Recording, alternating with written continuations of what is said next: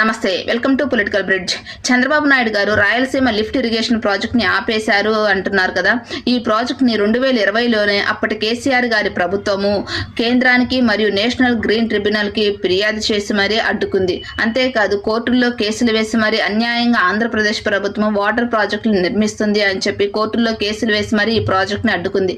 కేంద్ర ప్రభుత్వం కూడా ఈ ప్రాజెక్ట్ ని మీద స్టే విధించింది. ఎటువంటి అనుమతులు లేకుండా ఈ ప్రాజెక్ట్ ని ఆంధ్రప్రదేశ్ ప్రభుత్వం నిర్మిస్తుంది అని చెప్పి ఇక్కడ జగన్మోహన్ రెడ్డి గారు రాయలసీమ ప్రాంతానికి వాటర్ తరలించడంలో తీసుకున్న ఇనిషియేషన్ మంచిదే, కానీ ఎటువంటి పర్మిషన్స్ తీసుకోకుండా దాదాపుగా 10% వర్క్స్ అయితే జరిగాయి.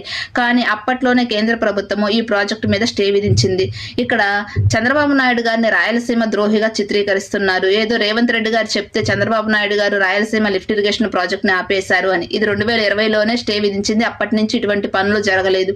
ఇక్కడ జగన్మోహన్ రెడ్డి గారు మరి రాయలసీమ ప్రాంతానికి 5 సంవత్సరాల్లో ఏం చేశారు?